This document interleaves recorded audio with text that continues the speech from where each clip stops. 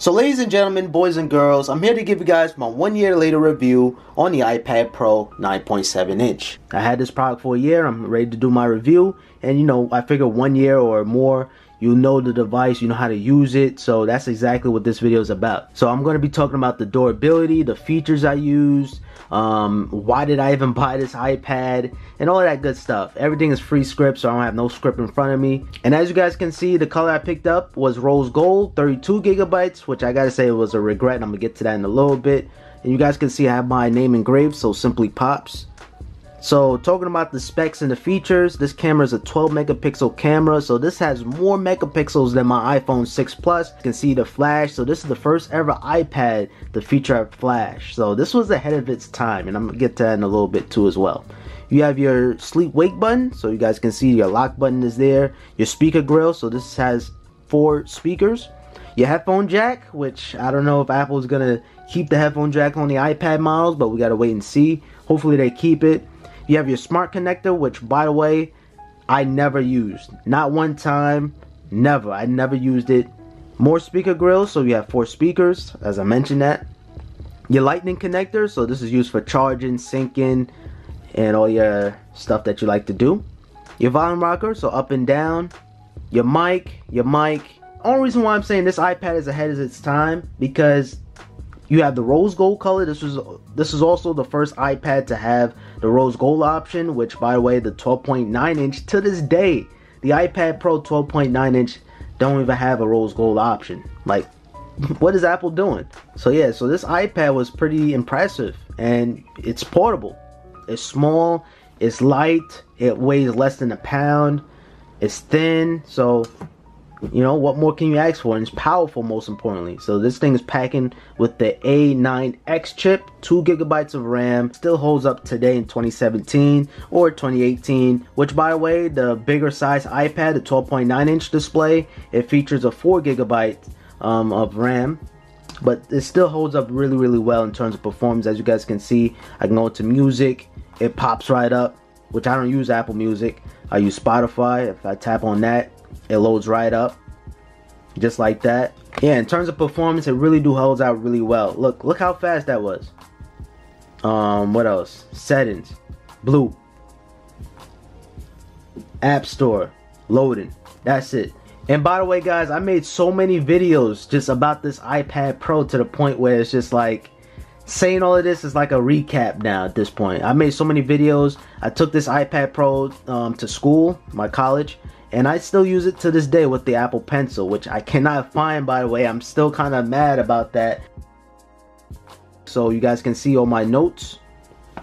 So I have all my semester, graphic design, 2D design, typography, statistics. I'll pull up one of my statistics work. Use my Apple Pencil. So this thing is perfect for educational purposes. Web page design. Web page design is a killer. It is. I took a lot of notes, as you guys can see. And this is notability. I made a separate video about this. You can once again, like I always do, and hopefully you'll start to take heed now. I'm not gonna play too much. So yeah, I record, right? So I record and I write at the same time. So when I get in, I can play back that note and I can, you know, review all my notes like that. So the iPad Pro, it makes your learning experience so much easier. And Procreate, don't even get me started on Procreate. You can really create some amazing, impressive stuff using Procreate. This is probably like my latest masterpiece. This right here. This is just so sick. I've made everything using my iPad Pro and Apple Pencil. It's amazing. And I'm not an artist by no means. It's just the Apple Pencil and the iPad making everything so easy and just so fluid, man. So, and I gotta say, this is probably better than buying a separate pad and a laptop, because with the pad you can't, you're looking at your screen and you're writing it down or drawing, so it's kind of hard to really get a feel of it. But when you're drawing on the iPad Pro, as you move in your Apple Pencil, you can actually see the effect changing. So it's like a paper and pen situation instead of it being like from the computer and from the pad. If you guys understand what I'm talking about. And I gotta say, hands down, this is one of the most versatile devices you can buy. You can use this as your notebook, your media device. You can take this on the plane and download some movies. You can show somebody something in Safari. Shout out to Davies, doing it big right now. And one more thing I forgot to mention, software. Now, I'm running iOS 10 still. Now, I didn't update my iPad to iOS 11 because I'm afraid of the performance and the battery. iOS 10 is so fluid and everything is just going so nice for iOS 10. So, you know, good old iOS. If you own an iPhone, this is gonna feel right at home. Yeah, I love this widget so much. I can see how many subscribers I have. I can turn off the light, turn on the light. All my notifications are here. iOS is so easy to use that my grandma know how to use iOS.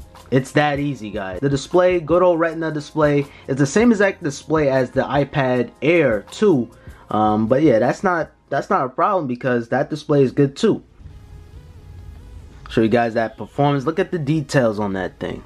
So, you know, it takes really good pictures, and yeah, no complaints. I can't find any problems. The only problem I can really think of is just the fact how this is running iOS. iOS is no problem at all. It's simple, it's easy to use, but sometimes you want functionality. This is a pro device, but there's certain things that you can't do on iOS that you can on Mac OS, such as Final Cut Pro. I can't edit my videos on this iPad Pro, even though you can if it's really simple videos, but I edit a lot of complex videos, so I need those features. And I need a full-blown Photoshop. Even though Procreate gets the job done, it's just that I'd rather use Photoshop. So that's probably the only problem I can think of, but for the most part, this is a perfect 5. I was about to say perfect device. Yeah, but it's not perfect. Anything is not perfect. If you're making like a lot of, you know, creations like me and taking a lot of notes on Notability, that space is gonna run out quick. 3 gigabytes left. It's not that much space left on my iPad. If I download maybe a couple of apps and download music, it's over. So the space, 32 gigabytes is nothing. Go with the 128. Thank me later for it. I don't know what I would do without my iPad. And I know it's not a gimmick at all. I'm not getting paid by Apple for saying it. I don't know what I would do without my iPad. Certain things makes school so much easier. So much easier because you can take this and convert it as a PSD file. Trust me, it's a lot of money, but it's worth the investment. You might even make your money back. If not, you're gonna get good grades using this iPad Pro.